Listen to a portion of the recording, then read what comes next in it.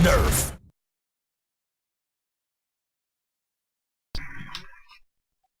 Hey there guys, it is Zane Trueself 1987 here again, and here we are with one more review.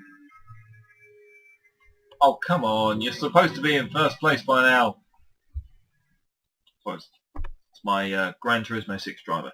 Anyway, we're here with the NERF Bigshock, and here we are. I've been so excited for this gun because I love Jolt style blasters. I love both Jolts, Elite and normal end strike. I love the Triad.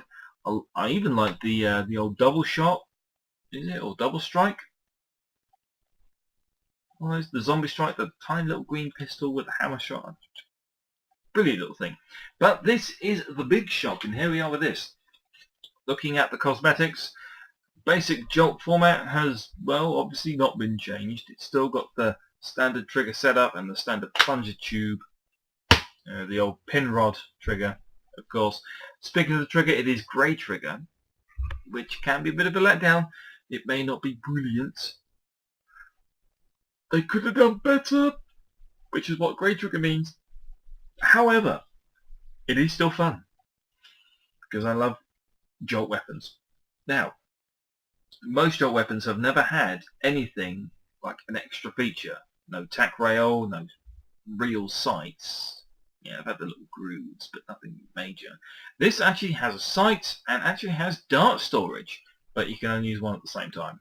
You can only use one. So you can use the sight.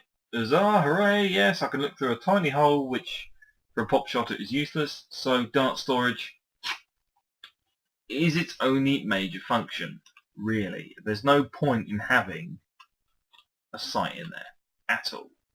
No point. Anyway, it's pretty much the basic Jolt. I mean, the screws on this blaster have actually changed. With the old Jolt and the old Triad, the screws were located down here by the end of the plunger tip. Okay, fair enough. They're actually all this time on this side of the blaster. So when I get around to try and removing the air restrictor, at some point, we're going to find out what's going on. Anyway, it's a Jolt, basically, so it's not difficult to use. So pop it in, pull it down, and fire. Hey, that's not bad.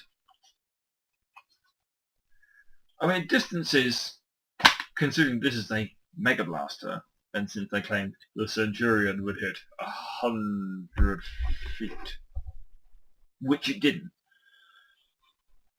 I mean, the Mega Series had their biggest hits when it came to the Magnus and then the Cyclone Shock. This has a lot to live up. But, let's see, shall we? Accuracy, not bad. Power, pretty bloody good as well, actually, I'd say. Let's try and use the sight, shall we? Oh, no. Yeah, better just to hip shot it. But, power-wise, not bad. You could probably hit about 55, maybe to 60 feet with this thing. Maybe, depending on angle, trajectory, power, wind direction, all that typical stuff. Inside though, this is a fantastic pop shot, and you should hit your opponent right and wherever you're aiming at every time. I mean, previous videos of my NERF crack shots videos with using old style Jolts and actually quite a bunch of other guns. Surprisingly, the Jolt has been quite an accurate piece of kit over the years, and this doesn't disappoint when it comes to that. Of course, like any Jolt, it's not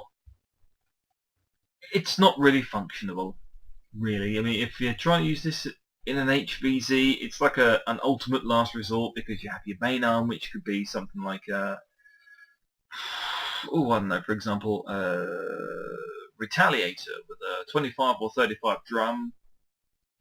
Your sidearm could be a strong arm and a holster, and then your last resort is going to be like, oh, I've got like 5 bullets of this thing, like 5-4, 1 bullet left.